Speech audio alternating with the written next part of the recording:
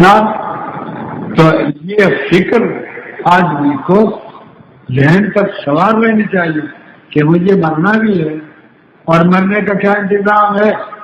سینکڑوں نمازیں قضا کر رکھی ہیں، ان کا کوئی دھیان نہیں ادائیگی کا۔ حج کب سے فرض ہے اس کے لیے کچھ فکر نہیں، بچوں کی شادیاں کرنی ہیں اور اس میں مر گئے تو وہ بھی گیا ہے۔ اور حضور صلی اللہ علیہ وسلم نے فرمایا کہ جس کو کوئی ضرورت نہ روکتی ہو تو وہ شرعی اصول کے مطابق کوئی دوسری چیز روکنے والی نہیں، اور اس نے حج نہیں کیا فلیمت شاہ یہودی اور اسلامی، اس کو چاہیے کہ یہودی اور اسلامی ہو کر مر جائے۔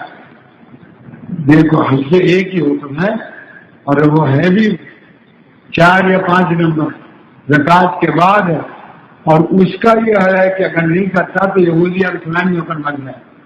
اچھا، تو یہ دنیا کی جو محبت ہے وہ حج بھی نہیں کرنے دیتی اور زکوٰۃ بھی ادا نہیں کرنے دیتی۔ اچھا بھائی، زکوٰۃ میں مالدار ہیں، ہم بھی مالدار ہیں، اور کوئی بہت بڑی رقم پر زکوٰۃ نہیں۔ زکوٰۃ کے تو مشہور ہے نا، مثلا 8.5 تولا چاندی جس کی 595 گرام ہوتے ہیں، اتنے سے چاندی کی قیمت ہونے سے صاحب نصاب ہو جاتا ہے۔ اب دیکھ لو 595 گرام کتنے کی آتی ہے۔ اب وہ گھر میں زیور بھی ہے، 5 پیسے بھی ہے، بینک بیلنس بھی ہے، زکوٰۃ دینے کو تیار ہے۔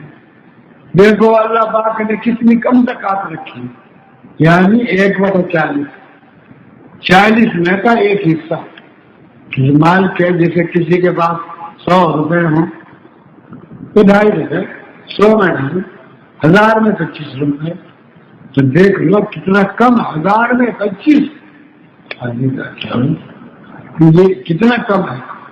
لیکن اس سے بھی لوگ جان چلاتے ہیں، ادا نہیں کرتے۔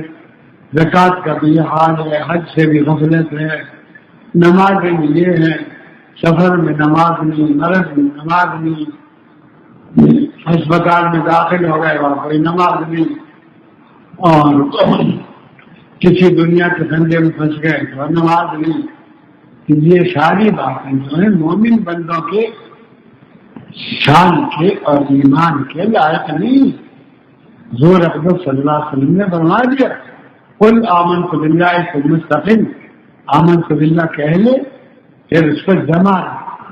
یہ جمع جو کہنا جو ہے یہ بہت بڑی بات۔ اسی لیے حضرات اکابر نے فرمایا ہے، الاستقامہ فوق الف کرنا، دین پر جمع رہنا، احکام پر پابندی کرنا 1000 کرامتوں سے افضل ہے۔ لوگ دیکھتے ہیں جی فلاں کی کرامت ہوگی تو بزرگ ہے، سب سے بڑی بزرگ یہ ہے کہ دینی احکام پر پابندی سے جمع رہے، ہر حال میں دین کے پابندی کرے، تجارت میں، زراعت میں، عبادت میں، معاشرت میں، معیشت میں، کمانے میں، کھانے میں، خرچ کرنے میں آدمی کا خیال رہنا چاہیے۔ بھائی میرا اچھا بھائی خیال ہوگا کہاں سے؟ دین پڑھا تو ہے ہی نہیں، موٹی موٹی 2-4 باتیں سن لی ہیں، دین پڑھا تو ہے ہی نہیں، پتہ کیسے چلے گا؟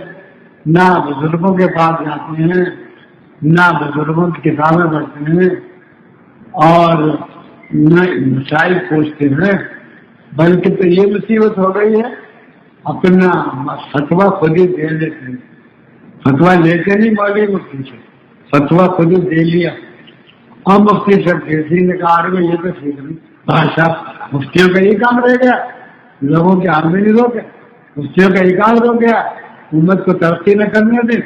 اچھا امت مولوی ایسے ہیں ویسے ہیں، بھائی مولوی کیا ہے؟ وہی وہ تو قرآن حدیث بتاتا، اس کا کیا قصور ہے اس میں؟ اب تم خود پڑھتے نہیں، اپنی اولاد کو پڑھاتے نہیں، اولاد کو پڑھاؤ، آگے بڑھاؤ، وہ یہ مسائل پھر تم نے خود بتائیں گے۔ مولانا شیر علی صاحب خان جی رحمۃ اللہ علیہ کے والد نے کہا ایک بزرگ سے کہ بھائی ہمارا یہ لڑکا مولوی ہو گیا، تو یہ بات میں کہتا ہے کہ یہ جائز یہ نہ جائز، یہ ایسا یہ ایسا۔